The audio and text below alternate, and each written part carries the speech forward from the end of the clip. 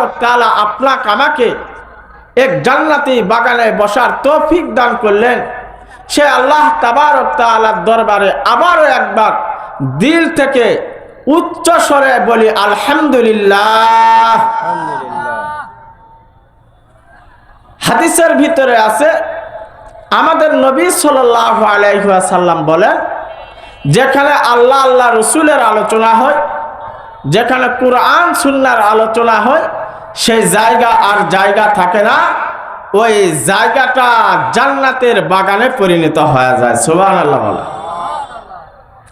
আমরা বর্তমান জান্নাতের বাগানের ভিতরে আছি।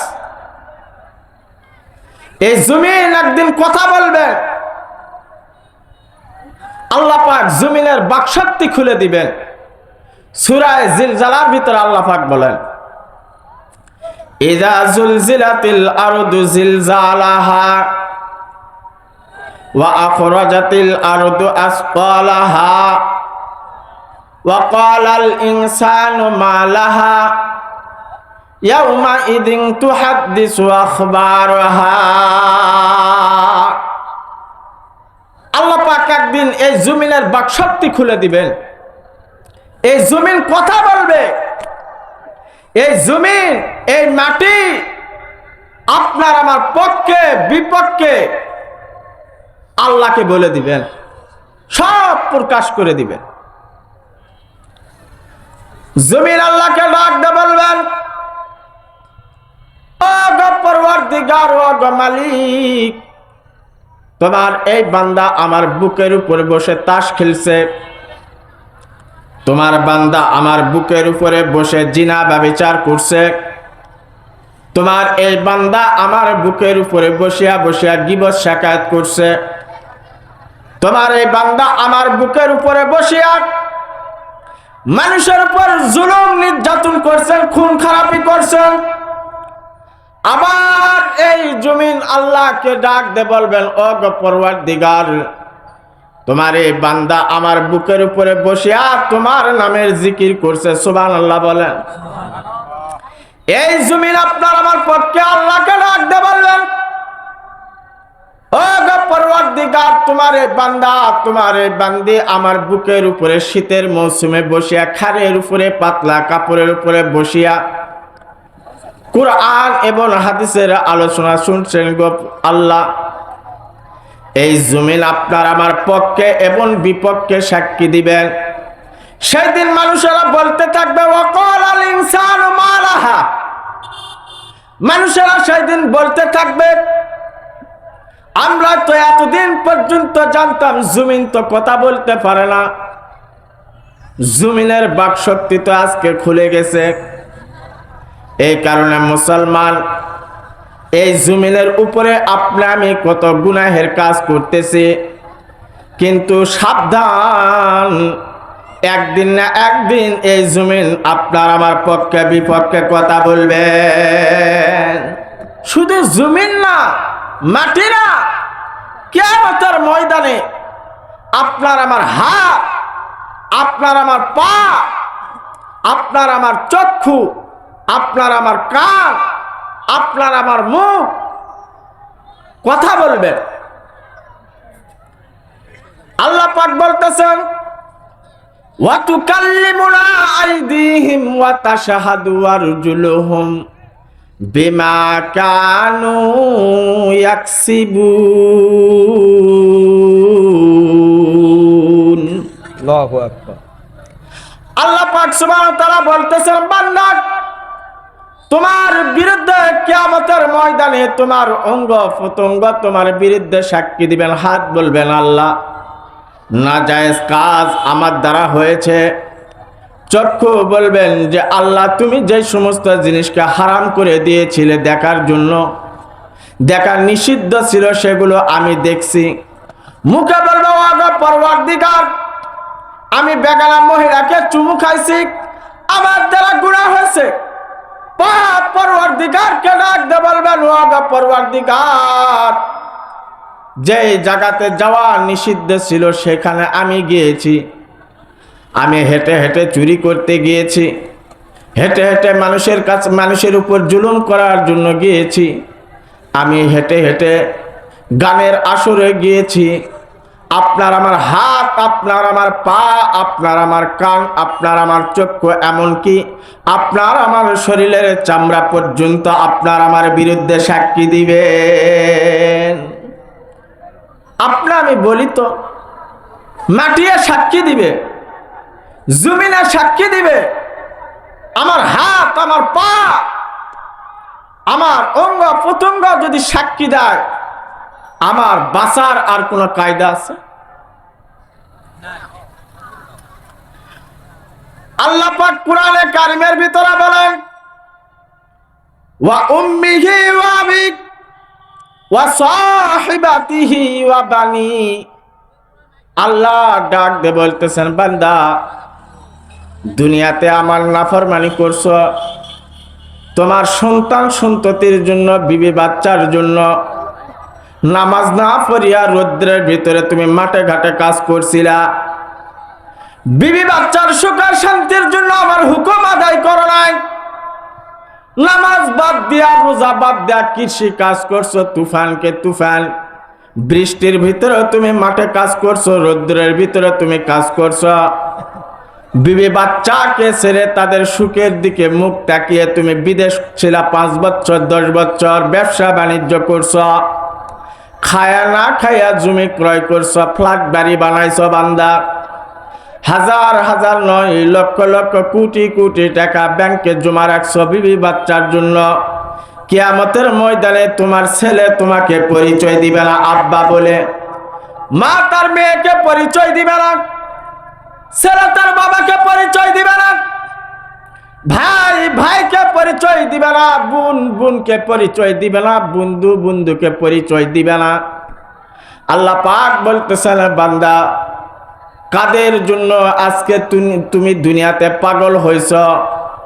ছেলেকে আপন মনে করো, মেয়েকে আপন মনে করতেছ, স্ত্রীকে আপন মনে করতেছ, অথচ কিয়ামতের ময়দানে সন্তানেরা বাবাকে অস্বীকার করবে, মেয়ে তার মাকে অস্বীকার করবে, মা তার মেয়েকে অস্বীকার করবে, বাবা তার ছেলেকে অস্বীকার করবে। আল্লাহ পাক বলতেছেন, বান্দা দুনিয়াতে তুমি যাদের উপরে আস্থা এবং বিশ্বাস করতেছ, দুনিয়াতে যাদের পিছনে পড়ে মহাব্বতে পড়ে তোমরা আমার নাফরমানি করছো, এরাই মৌতের পরে কেউ তোমার আপন হবে না। একটু বুকে হাত দিয়ে আমি চিন্তা করি তো, যাদের আব্বা আম্মা এখানে মারা গেছেন, আপনাদের আব্বা আম্মার ব্যাপারে আমি কয়বার দিনের রাতে চিন্তা করি, আরে আমার আব্বা ফ্ল্যাট বাড়ি বানায় গেলেন, দুতলা মাটির বাড়ি বানায় গেলেন, আমার আব্বা আমার জন্য 5 বিঘা 10 বিঘা 2 বিঘা 3 বিঘা মাটি করে গেলেন, না জানি আমার আব্বা কবরে কোন অবস্থাতে আছে। শুক্রবারকে কি আমরা কবর জিয়ারত করতে যাই? বছরেও যাই না। বাপ মায়ের কথা আমি কোনো সময় মনেও করি না, কোনো সময় দোয়াও করি না। একটু চিন্তা করে দেখুন, আমি যদি আমার আব্বা আম্মার জন্য চিন্তার যদি পেরেশানি যদি না হয়, নিজের আব্বা আম্মার জন্য যদি দোয়া না করি, কবরের পাশে যদি না যাই, খোদার কসম করে বলতেছি আমার ইন্তিকালের পরে আমার ছেলে মেয়েরাও যাবে না। বাবা একটু চিন্তা করুন, এ যুবক ভাইয়েরা, এ পর্দার আড়ালে মা ও বোনেরা, কে কোন জায়গার ভিতরে আছেন কথাগুলো খুব দিল দেয়া মনোযোগ সহকারে শুনবেন। আজকে আমি গান বাজনা দিয়া যেই মাটিকে কাঁপাইতেছি, যে মাটির উপরে অহংকার করে আমি ঘুরতেছি ফিরতেছি, অচিরে বেশি দিন নয়, অল্প কিছুদিন পরে এই মাটি আবার আমাকে কাঁপাইবে। মেয়ে নিয়ে আসা, নর্তকে নিয়ে আসা, স্টেজের পর নাচতেছে, যুবকেরা তালে দিতেছে, নাচতেছে, মাটি কাঁপাইতেছে। এ যুবক, কিছুদিন পরে তোমাকে এই মাটিয়ে কাঁপাইবে। কথা ঠিক বললাম না ভুল বললাম? আল্লাহ পাক কোরআনে কারিমের ভিতরে বলতেছেন বাল তুসিরুনাল হায়াতাদ দুনিয়া ওয়াল আখিরাতু খায়রু ওয়া আবকা। আল্লাহ পাক বলতেছেন বান্দা তোমরা তো দুনিয়াকে প্রাধান্য দিতেছ, দুনিয়াকে তোমরা গুরুত্ব দিতেছ, দুনিয়াকে তোমরা মহব্বত করতেছ, ভালোবাসতেছ, অথচ দুনিয়া তোমাদের জন্য কিন্তু ক্ষণস্থায়ী জিন্দেগি। এই দুনিয়া এমন একটা দুনিয়া, এই দুনিয়া কিন্তু আপনার আমার কিন্তু চিরস্থায়ী জায়গা না, চিরস্থায়ী জায়গা হলো মৌতের পরের জায়গা। আল্লাহ পাক বলতেছেন বান্দা তোমরা দুনিয়াকে যে গুরুত্ব দিতেছ, গুরুত্ব যে করতেছ, আসলে দুনিয়া হলো অস্থায়ী, আখিরাতটা তোমাদের জন্য অতি উত্তম চিরস্থায়ী। সুবহানাল্লাহ বলেন। আল্লাহ পাক বলতেছেন বান্দা দুনিয়া এমন একটা জায়গা, যেই জায়গাতে যখন কোন মানুষ আছে আশা দেখা যায় মার পেট থেকে দুনিয়াতে ভূমিষ্ঠ হয়, দেখা যায় কি যায় না? আল্লাহ পাক বলতেছেন বান্দা দুনিয়াতে ঘুরে বেড়াই, তোমরা তাকে দেখতেছ, আবার যখন মারা যায় তোমরা তাকে দেখতে পারো, কিন্তু বান্দা যখন তাকে তোমরা কবরে রেখে চলে আসো, কবরে রাখা পর্যন্ত দেখা যায়, কিন্তু কবর থেকে উঠে আসা আর দেখা যায় না। দুনিয়ার আশা দেখা যায়, যাওয়াও দেখা যায়, থাকাও দেখা যায়। আল্লাহ পাক বলতেছেন বান্দা আখিরাতে তোমরা খালি যাওয়া দেখো, থাকা দেখতে পারো না, কিন্তু আশাও তো দেখতে পারো না। দুনিয়ার জিন্দেগি মাত্র 60-70 বছরের জিন্দেগি, 70-80 বছর বয়স পাইয়া দুনিয়াকে যে পরিমাণ গুরুত্ব দিতেছ বান্দা, কোটি কোটি বছর যে কবরে থাকতে হবে, সেই কবরের জন্য তুমি কি করলা? আল্লাহ পাক বলতেছেন বান্দা 60-70 বছর বয়সের জন্য ফ্ল্যাট বাড়ি লাগতেছে, গাড়ি লাগতেছে, নারী লাগতেছে, টাকা লাগতেছে, কোটি কোটি বছর যে কবরে তুমি থাকবা, যেখানে যাইতে হবে কিন্তু আর আসতে হবে না। দাদা দাদি নানা নানি গেছে, কেউ আসে নাই, আমিও আসব না। সেখানকার জন্য তুমি কোন বাড়ির ব্যবস্থা করলা, কোন গাড়ির ব্যবস্থা করলা? দুনিয়ার বাড়ি তুমি লাইট দ্বারা সাজাইলা, দুনিয়ার বাড়ি তুমি ফ্যান দ্বারা সাজাইলা, এসি লাগাইলা। কবরে কোন বাতির ব্যবস্থা করলা, কোন ফ্যানের কোন এসির ব্যবস্থা করলা? বান্দা ও বান্দা, তুমি যখন মার পেট থেকে যখন দুনিয়াতে আসছো তখন তুমি অসহায় ছিলা, দুর্বল ছিলা, তুমি একাই গোসল করতে পারতে না, মানুষেরা তোমাকে গোসল করায়া দিত, তোমার মা, তোমার দাদি, তোমার নানি তোমাকে গোসল করায়া দিত। মার পেট থেকে আসার পরে তুমি অসহায় ছিলা, তুমি কাপড় পরিধান করতে পারো না, মানুষে তোমার মা, তোমার দাদি, তোমার নানি তোমার গায়ে কাপড় পরায়া দিত। বান্দা মার পেট থেকে যখন তুমি দুনিয়াতে আসছো, তুমি এমন অসহায় ছিলা, নিজ হাতে তুমি খাবার খাইতে পারতে না, মুখ দিয়ে বলতে পারতে না। বান্দা ঠিক তেমনি ভাবে যখন তুমি মারা যাবা, মারা যাওয়ার পরে তুমি অসহায় হইবা, নিজে নিজে গোসল করতে পারবে না, মানুষে তোমাকে গোসল করায়া দিবে। নিজে কাপড়ের কাপড় পরতে পারবে না, মানুষে তোমাকে কাপড়ের কাপড় পরাইবে। এ বান্দা, মার পেট থেকে যখন দুনিয়াতে তুমি ভূমিষ্ঠ হলা, ওই সময় তুমি দুর্বল, আবার শেষ বয়সে যখন মারা যাবে সে সময় তো তুমি দুর্বল। দুনিয়ার জিন্দেগি শিশুকাল, যৌবনকাল, বৃদ্ধকাল। শিশুকাল দুর্বল, বৃদ্ধকাল দুর্বল, মাত্র মাঝখানে যে সময় এটা হলো সবল। আল্লাহ পাক বলতেছেন বান্দা 3 সময়ের ভিতরে 2 সময় তুমি অসহায় দুর্বল, 1 সময় একটু তুমি সবল হও, কিন্তু পুরাপুরি শক্তি তোমাতে থাকে না বান্দা।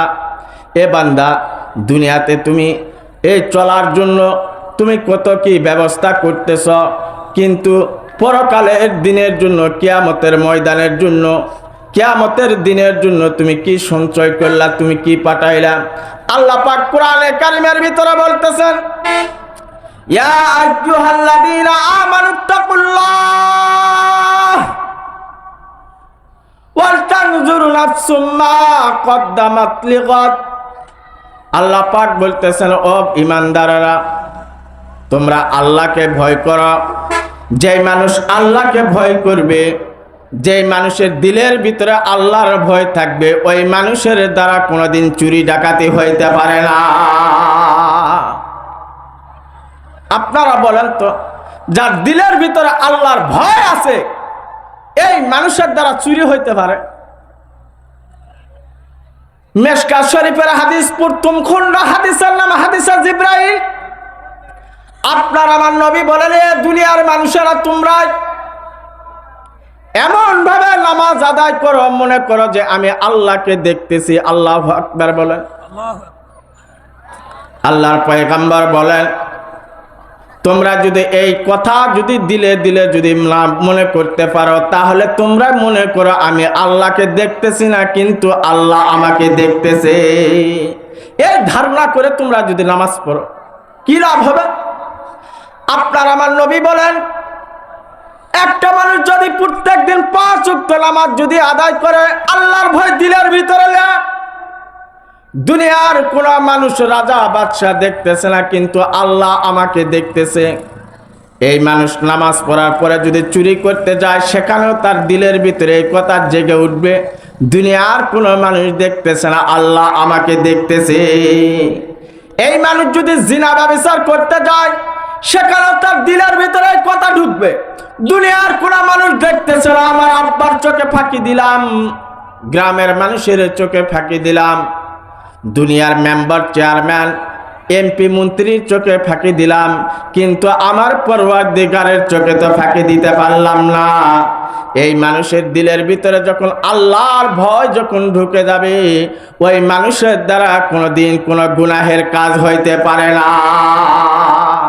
এই কারণে আল্লাহ পাক বলেন, হে ঈমানদারেরা, তোমরা আল্লাহকে ভয় করো, আর কিয়ামতের দিনের ব্যাপারে তোমরা একটু চিন্তা করো। যেই দিন সমস্ত মানুষ ইয়া নাফসি বলতে থাকবে, অর্থাৎ আমি কিভাবে দুনিয়াতে কিভাবে আমি নিজের জাহান্নামের আগুন থেকে বাঁচবো, এই চিন্তা সমস্ত নবীরা বলবেন ইয়া নাফসি। ঈসা নবী বলবেন ইয়া নাফসি, আদম নবী বলবেন ইয়া নাফসি, ইদ্রিস নবী বলবেন ইয়া নাফসি, ইউনুস নবী বলবেন ইয়া নাফসি, আদম নবী বলবেন ইয়া নাফসি, শীষ নবী বলবেন ইয়া নাফসি, দানিয়া নবী বলবেন ইয়া নাফসি, জাকারিয়া নবী বলবেন ইয়া নাফসি, শুধুমাত্র কেবলমাত্র আপনার আমার নবী বলবেন ইয়া হাবলি উম্মতি। সুবহানাল্লাহ। এই কঠিন মুসিবতের দিনে, যেই দিন আল্লাহ পাক সুবহানাহু ওয়া তাআলা আপনার আমার দুনিয়াতে যে সমস্ত কাজ করছি, কৃতকর্ম করছি, এগুলো প্রকাশ করে দিবেন, আপনার আমার সামনে আপনার আমার আমলগুলো খুলে দিবেন। কোরআনে কারিমের ভিতরে আল্লাহ পাক বলতেছেন, বান্দা, কিয়ামতের ময়দানে কোনো কিছু গোপন থাকবে না। হাজার নয়, লক্ষ নয়, কোটি কোটি কোটি কোটি বছর আগে তুমি দুনিয়াতে যে সমস্ত কাজকর্মগুলা করেছো, এগুলাও আমি আল্লাহ প্রকাশ করে দিব। আল্লাহু আকবার বলেন। দুনিয়ার কোন মানুষ যদি মনে করে, দুনিয়া সৃষ্টির সময় কোন মানুষ যদি কোনো গুনাহ করে, তাহলে হাসরের ময়দানে আল্লাহ আবার কেমনে এটা বলতে পারবে? আল্লাহ পাক কিভাবে প্রকাশ করে দিবেন? আমরা তো 1 মাস আগে কি কথা বলছি, এই কথা আমাদের জেহেনের ভিতরে আসে না। আল্লাহ পাক সূরা নাবার ভিতরে 30 পারার ভিতরে আল্লাহ পাক বলতেছেন, ওয়া কুল্লা শাইইন আহসাইনাহু কিতাবা। আল্লাহ পাক বলতেছেন, বান্দা, তোমরা কোটি কোটি বছর আগে যে সমস্ত কাজগুলা করছো, নেকির কাজ হোক গুনার কাজ হোক, আমি আল্লাহ প্রত্যেকটা কথাকে গুনিয়া গুনিয়া আমি লিপিবদ্ধ করে রাখছি। সুবহানাল্লাহ। প্রত্যেকটা কাজ। কোরআনে কারিমের ভিতরে আল্লাহ পাক বলেন, কিরামান কাতিবিনা ইয়ালামুনা মা তাফআলুন। আল্লাহ পাক বলতেছেন, বান্দা, তোমাদের দুই কাঁধের ভিতরে দুইটা ফেরেশতা রাখছি। এক নাম্বার হলো কিরামান, দুই নাম্বার কাতিবিন। তোমরা ভালো কাজ করো আর খারাপ কাজ করো, সবগুলা কিন্তু লিখিয়া রাখে। ও ভাই, একটু চিন্তা করে দেখি, দুনিয়াতে আব্বা আম্মার চোখে ফাঁকি দেওয়া যায়, কিন্তু আল্লাহর চোখে ফাঁকি দেওয়া যায় না। ইউনূস আলাইহিস সালাতু সালাম বহুত বড় একজন নবী ছিলেন। উনি মাছের পেটের ভিতরে ছিলেন, আপনারা ঘটনা শুনছেন। সে একটা মাছ নয়, দুইটা মাছের পেটের ভিতরে, গহীন সমুদ্রের ভিতরে, পানির ভিতরে ইউনূস পয়গম্বর দুই মাছের পেটের ভিতরে, পানির ভিতরে। আল্লাহু আকবার। কিন্তু নবী পানির ভিতরে থাকলে কি হবে, সেখানে ইউনূস নবীর মুখও খোলা ছিল, কানও খোলা ছিল। ইউনূস পয়গম্বর শুনতে পাইতেছেন পানির ভিতরে যত জীবজন্তু আছে সবগুলো আল্লাহর নামের জিকির করতেছেন, সুবহানাল্লাহ। পানির ভিতরে যে সমস্ত প্রাণী আছে এগুলো আল্লাহর নামে জিকির করতেছে। এদের জিকির শুনে ইউনূস পয়গম্বর, ইউনূস আলাইহিস সালাতু সালাম সেও জিকির শুরু করে দিলেন। বলেন, লা ইলাহা ইল্লা আনতা সুবহানাকা ইন্নী কুনতু মিনাজ জালিমিন। আল্লাহকে ইউনূস পয়গম্বর ডাক দিয়ে বলেন, ও পরওয়ারদিগার, আপনি পুত পবিত্র, আল্লাহ আমি জালিম। ইউনূস নবী বলতেছেন, আল্লাহ আমি ইউনূস জালিম, আমি জুলুম করছি। আপনারা বলুন তো, দুই মাছের পেটের ভিতরে, সমুদ্র শওকতের পানির ভিতরে, গভীর পানির নিচে ইউনূস পয়গম্বর আল্লাহকে ডাক দিয়ে কথাগুলো বলতেছেন। আপনারা বলুন তো, দুনিয়ার কোন মানুষ, রাজা বাদশা না শুনলেও শুনেন কে? বলেন তো বাবা। আল্লাহ পাক বলতেছেন, বান্দা তোমরা জবান দিয়ে উচ্চারণ যে কথাটা করো সেই কথাও আমি শুনি, যেটা তোমরা আস্তে বলো সেই কথাও আমি শুনতে পারি, এমনকি মনের ভিতরে যে কথাটা তোমরা কল্পনা করো সেটাও আমি শুনতে পারি। জোরে বলেন না সুবহানাল্লাহ। ইউনূস পয়গম্বর আল্লাহকে ডাক দিয়ে বলেন, ও পরওয়ারদিগার, আমি জালিম, আমি জুলুম করছি, আপনি আমাকে এই পানির নিচ থেকে, মাছের পেট থেকে পরিত্রাণ দান করেন, মুক্তি দান করেন। আপনি পুত পবিত্র, আপনি যদি আমাকে পরিত্রাণ আর মুক্তি যদি না দেন, তাহলে দুনিয়ার কোন মানুষ, রাজা বাদশা আমাকে পরিত্রাণ আর মুক্তি দিতে পারবে না। আল্লাহ পাক ইউনূস পয়গম্বরের কথা শুনে সাথে সাথে আল্লাহ পাক বলতেছেন, সাথে সাথে আল্লাহ পাক ইউনূস পয়গম্বরকে মাছের পেটের ভিতর থেকে পরিত্রাণ দান করছে, সুবহানাল্লাহ। ফাস্তাজাবনা লাহু ওয়া নাজ্জাইনাহু মিনাল গাম। আল্লাহ পাক বলতেছেন, ইউনূস নবী যখন আমার কাছে মাছের পেটের ভিতর থেকে, পানির তলদেশ থেকে যখন পরিত্রাণ চাইছেন, আমি আল্লাহ খুশি হয়ে সাথে সাথে ইউনূস পয়গম্বরকে সেখান থেকে পরিত্রাণ দান করছি। তেমনি ভাবে আজও পর্যন্ত দুনিয়ার কোন মানুষ যদি আমার কাছে বিপদে পড়ার পরে যদি সাহায্য চায়, আমি আজও দুনিয়ার মানুষদেরকে আমি সাহায্য করব, সুবহানাল্লাহ। আল্লাহ পাক বলতেছেন, বান্দা সর্বদাই সর্বক্ষণ সবসময় তোমরা আমার উপর তাওয়াক্কুল আর ভরসা করবে। দুনিয়ার কোন মানুষের উপরে তোমরা তাওয়াক্কুল আর ভরসা করবে না। আল্লাহ সব কিছু করতে পারেন, এই কারণে আল্লাহ ছাড়া দ্বিতীয় কেউ আপনাকে আমাকে বিপদ থেকে উদ্ধার করতে পারে না। অসুস্থতা দান করেন আল্লাহ, আবার সুস্থতার মালিকও হলেন আল্লাহ। হায়াতের মালিক আল্লাহ, মৌতের মালিক আল্লাহ, টাকা দেওয়ার মালিক আল্লাহ, টাকা ছিনিয়ে নেওয়ার মালিক আল্লাহ, ইজ্জত দেওয়ার মালিক আল্লাহ, বেইজ্জতি করার মালিক হলেন আল্লাহ। কথা ঠিক বললাম না ভুল বললাম? আল্লাহ যদি কাউকে ইজ্জত দেয়, অল্পতেই ইজ্জত দিয়া দিবেন। আল্লাহ যদি কাউকে বেইজ্জতি যদি করতে চান, চেয়ার থেকে নামাইয়া ফুলের মালা গলার থেকে নামায়া জুতার মালা দেয়া বিদায় করে দিবেন। কথা ঠিক বললাম না ভুল বললাম? মুসলমান ভাইরা রে আমার, কথাগুলো খুব দিল দেয়া মনোযোগ সহকারে শুনবেন। আল্লাহ পাক সুবহানাহু ওয়া তাআলা বলেন, বান্দা তোমরা যদি আমার উপরে পূর্ণ আস্থা এবং বিশ্বাস যদি করতে যদি পারো, তোমরা যে কোনো বিপদে পড়ার পরে যদি তোমরা মনে করো এই বিপদ থেকে দুনিয়ার কোনো মানুষ আমাকে উদ্ধার করতে পারবে না, শুধুমাত্র কেবলমাত্র আমার রব আমার পরওয়ারদিগার আমাকে উদ্ধার করতে পারবেন, এই বিশ্বাস যদি তোমাদের দিলের ভিতরে থাকে, আমি ওয়াদা দিলাম বান্দা তোমাদেরকে ওই বিপদ থেকে পরিত্রাণ দান করবে। সুবহানাল্লাহ। মুসলমান ভাইরা রে আমার, আইয়ুব আলাইহিস সালাতু সালাম একজন নবী ছিলেন, যেই নবী এত শান শওকত ওয়ালা নবী ছিলেন, যেই নবীর মাথার উপরে আল্লাহ পাক দিনার এবং দিরহাম স্বর্ণের বৃষ্টি বর্ষণ করছেন। সুবহানাল্লাহ বলেন। এ আইয়ুব পয়গম্বর কে আল্লাহ পাক একটা রোগ দিয়েছিলেন, শরীরের ভিতরে ঘা উঠে গেছে, শুধু ঘা লয় পোকা লেগে গেছে।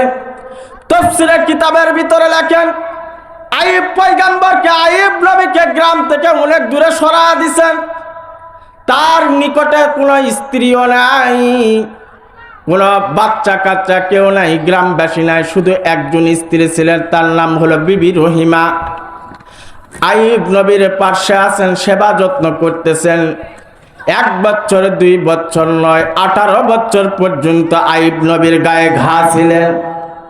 শুধু ঘা নয়, পুরা শরীরের গোশত পচে গেছে, দুর্গন্ধ হয়ে গেছে, পোকা লেগে গেছে।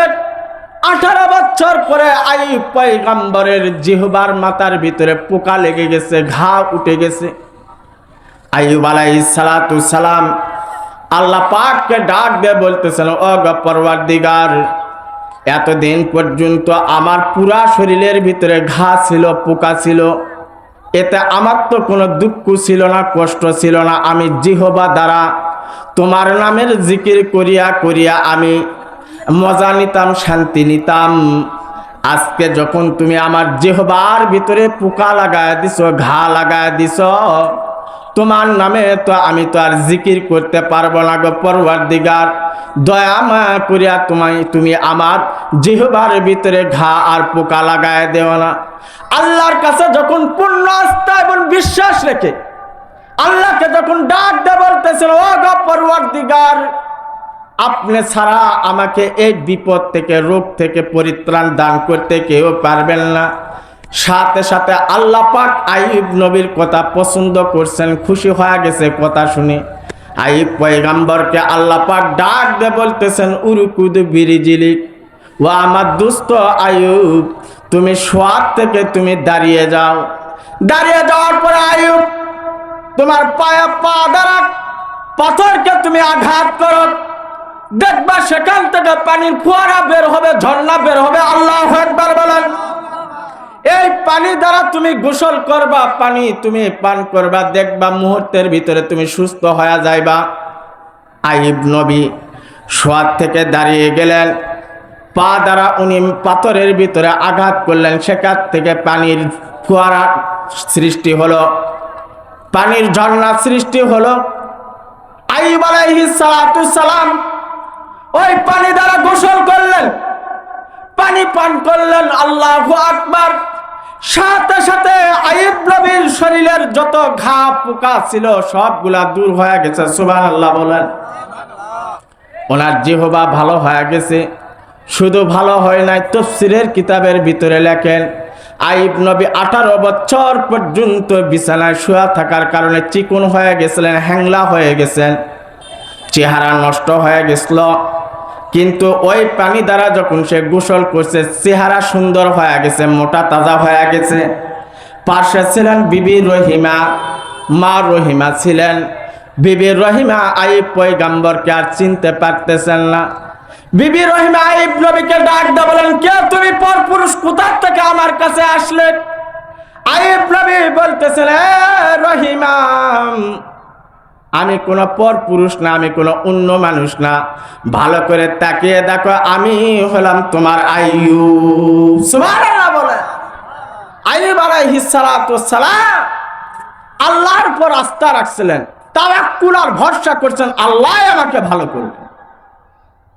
মুসলমান ভাইরা আমার, আজকে আমি অসুস্থ হইলে ডাক্তারের কাছে দৌড়াই। ডাক্তারের কাছে যাওয়া সুন্নত, ঔষধ খাওয়া সুন্নত, কিন্তু আল্লাহ পাক বলতেছেন বান্দা অসুস্থর ভিতরে পড়ছো, সর্বপ্রথম তোমরা আমার কাছে চাও, আমাকে তোমরা ডাক দিয়ে বলো ও গো আল্লাহ তুমি তো রোগ দিয়েছো, তুমি তো পরিত্রাণ দান করবে, তুমি তো সুস্থতা দান করবে। আল্লাহ পাক বলতেছেন বান্দা তোমার বাচ্চা কাচ্চা হয় না, তোমরা আমার কাছে বাচ্চা কাচ্চা চাও। দুনিয়ার কোনো মানুষ তোমাকে বাচ্চা দিতে পারবে না। সন্তান কে দিতে পারেন বাবা বলেন তো? আল্লাহ পাক সুবহানাহু ওয়া তাআলা বলতেছেন বান্দা আমি আল্লাহ যাকে যেভাবে রাখতে মন চাই আমি আল্লাহ তাকে সেভাবেই রাখি। যাকে আমি আর মন চাই হাসপাতালের বেডের ভিতরে শোয়ায় রাখতে, তাকে আমি হাসপাতালের বেডের ভিতরে শোয়ায় রাখি, এটা আমাকে ভালো লাগে। যাকে মন চায় তাকে আমি টাকাওয়ালা বানাই, যাকে মন চায় আমি রাস্তায় রাস্তায় ঘুরাই। বান্দা যাকে মন চায় তাকে আমি সন্তান দেই, যাকে আমি মন চাই সন্তান দেব না তাকে আমি সন্তান দেই না। আল্লাহ পাক বলতেছেন বান্দা কাউকে আমি শুধু ছেলে দেয়া খুশি হয়, আবার কাউকে শুধু মেয়ে দেয়া খুশি হয়। আমি আল্লাহ আবার কাউকে ছেলে মেয়ে উভয় দেয়া খুশি হয়। আল্লাহ পাক সুবহানাহু ওয়া তাআলা বলতেছেন বান্দা তোমরা আমাকে ভয় করো, আমার উপর তাওয়াক্কুল আর ভরসা করো। আল্লাহ পাক বলেন উদউনি আস্তাজিব লাকুম। ও বান্দা তোমরা আমাকে ডাকো, তোমরা আমার কাছে চাও, আমি আল্লাহ তোমাদেরকে দিয়া দিব। বান্দা আল্লাহর এক আশিক, আল্লাহর এক খাঁটি বান্দা, উনি একটা কবিতা আবৃত্তি করতেছেন। हर गाड़ी देने के तू तैयार है, हर गाड़ी देने के तू तैयार है, जो न मांगे उससे तू बेजार है। আল্লামা তার রহমাতুল্লাহ আলাইহি বলেন দুনিয়ার মানুষের কাছে আব্বা বলেন, আম্মা বলেন, ভাই বলেন, বোন বলেন, আত্মীয় স্বজন বলেন, একর থেকে দুইবার, দুইয়ের থেকে তিনবার চাইলে তারা রাগান্বিত হয়, বেজার হয়। কথা ঠিক বললাম না ভুল বললাম? আল্লাহ পাক সুবহানাহু ওয়া তাআলা বলেন বান্দা তোমার আব্বার কাছে, তোমার আত্মীয় স্বজনের কাছে বারবার চাইলে রাগ হয়, রাগান্বিত হয়, মন খারাপ করে। কিন্তু আমি আল্লাহর কাছে তোমরা যদি বারবার না চাও আমি আল্লাহ বেজার হই। আল্লাহ পাক বলতেছেন বান্দা তোমরা আমার কাছে চাও, ছেলের দরকার তোমরা আমার কাছে ছেলে চাও। ও বান্দা টাকার দরকার আমার কাছে চাও, অর্থ সম্পদের দরকার তোমরা আমার কাছে চাও। বান্দা দুনিয়ার কোন মানুষ তোমাকে ইজ্জত দিতে পারে না, ছেলে মেয়ে দিতে পারে না। কোরআনে কারিমের ভিতরে আল্লাহ পাক বলতেছেন এক জায়গাতে তুমি যার কাছে সন্তান চাও, যার কাছে হায়াত মৌত চাও, যার কাছে তুমি সুস্থ অসুস্থতা চাও, ওই মানুষ যখন মারা যাবে তার মুখ থেকে, ওই মানুষের শরীর থেকে যদি কোনো মাছি মুখে করে গোশত টেনে টেনে নিয়ে যায়, ওই মৃত্যু ব্যক্তির ক্ষমতা নাই মাছির মুখ থেকে গোশত কেড়ে নেওয়া। একজন মানুষ আমি পীরের কাছে চাইলাম, হুজুরের কাছে চাইলাম, বাবার কাছে চাইলাম আমাকে সন্তান দাও, আমাকে সুস্থতা দান করো। আল্লাহ পাক বলতেছেন তোমার ওই হুজুর যখন মারা যাবে তার শরীর থেকে মাছি মুখে করে গোশত নিয়ে গেলে তোমার হুজুর তো মাছির মুখ থেকে গোশত কেড়ে নেওয়া শক্তি রাখে না। সে তার নিজের শরীরকে হেফাজত করতে পারলো না, তোমাকে কিভাবে হেফাজত করবে? আল্লাহ পাক সুবহানাহু ওয়া তাআলা বলেন বান্দা বাল তুসিরুনাল হায়াতাদ দুনিয়া। আল্লাহ পাক বলতেছেন বান্দা দুনিয়াকে তোমরা গুরুত্ব দিতেছো, বান্দা দুনিয়াকে গুরুত্ব দেওয়া না। এ বান্দা কোন সময় মালাকুল মউত তোমার সামনে আসবে, কোন সময় আপনা আমি মারা যাব এটা কিন্তু আপনা আমি বলতে পারি না। বলতে পারি বাবা বলেন তো কে কোন সময় মারা যাব, কিভাবে মারা যাব? ও বান্দা আল্লাহ পাক বলতেছেন বান্দা মৃত্যু তোমাকে মৃত্যুবরণ করতেই হবে, এর ভিতরে কোনো সন্দেহ নাই। চিন্তা করে দেখো না কবরে কি যাইবা না। আমার সাথে সাথে বলেন চিন্তা করে দেখো না কবরে কি যাইবা না। যেই কবরে আল্লাহ ছাড়া বন্ধু কেহ থাকবে না, চিন্তা করে দেখো না কবরে কি যাইবা না।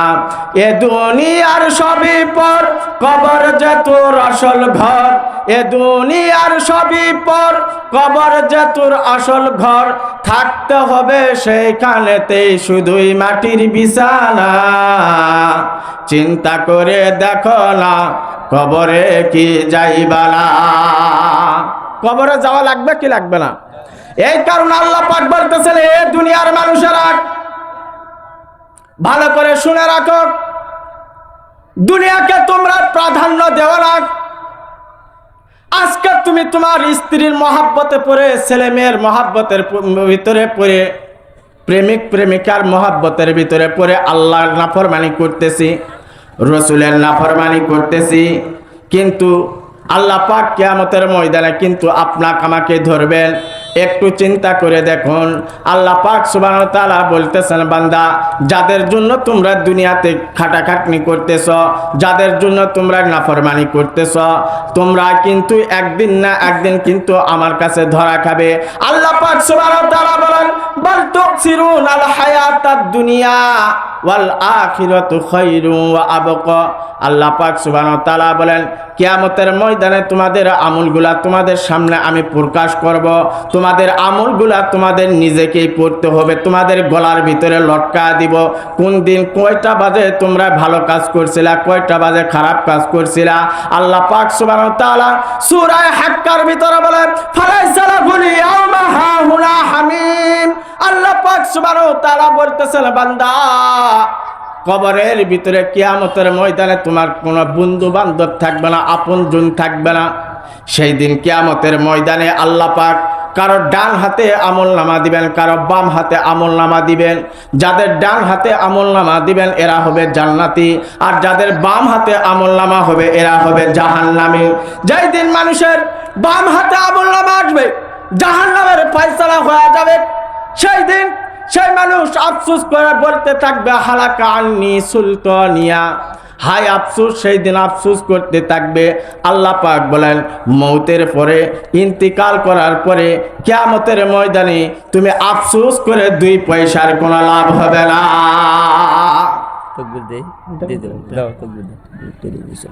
লিল্লাহি তাকবীর, আল্লাহু আকবার, লিল্লাহি তাকবীর, আল্লাহু আকবার, লিল্লাহি তাকবীর, আল্লাহু আকবার। দ্বিতীয় বক্তার আগমন, শুভেচ্ছা স্বাগতম, দ্বিতীয় বক্তার আগমন, শুভেচ্ছা স্বাগতম, শুভেচ্ছা স্বাগতম, দ্বিতীয় বক্তার আগমন, শুভেচ্ছা স্বাগতম।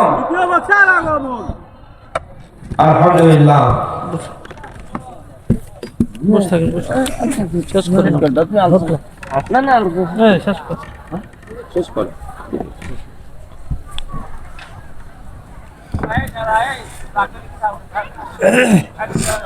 আল্লাহ পাক বলতেছেন, হালাকা আন্নি সুলতানিয়া। কিয়ামতের ময়দানে সমস্ত মানুষেরা যাদের বাম হাতে আমলনামা আসবে এরা বলতে থাকবে, আমার মেম্বার, আমার মেম্বারি, আমার চেয়ারম্যানগিরি, আমার এমপিগিরি, আমার হুজুরগিরি, আমার পীরগিরি আমাকে ধ্বংস করে ফেলাইছে। দুনিয়াতে যদি ব্যবসার মহাব্বতে না পড়তাম, রাজনীতির দলের মহাব্বতের ভিতরে যদি না পড়তাম, ক্ষেত খামারের মহাব্বতের ভিতরে যদি না পড়তাম, তাহলে আমাকে আজকে জাহান্নামের আসামি হওয়া লাগতো না। আল্লাহ পাক বলেন, আজকে তোমার এই কথা বলে কোনো লাভ হবে না। খুজুহু ফাগুল্লু সুম্মাল জাহিমা সল্লু। আল্লাহ পাক জাহান্নামী ফেরেশতাদেরকে ডাক দিয়ে বলবেন, এ জাহান্নামের ফেরেশতা, একে তাড়াতাড়ি ধরো, আগুনের জিনজির দ্বারা একে বাঁধিয়া জাহান্নামের ঠিক মাঝখানে বেঁধে রাখো। নাউযুবিল্লাহ। এই কারণে আল্লাহ পাক বলতেছেন, বান্দা কিয়ামতের ময়দানে তুমি যখন আফসোস করবে, আফসোসের 2 পয়সার কোনো কাজে আসবে না। যে সমস্ত কথা বললাম, আল্লাহ পাক আপনাকে আমাকে সকলকে আমল করার তৌফিক দান করে। সকলে বলে আল্লাহুম্মা আমিন। দ্বিতীয় বক্তা আসছেন, উনি আমার বন্ধু মানুষ।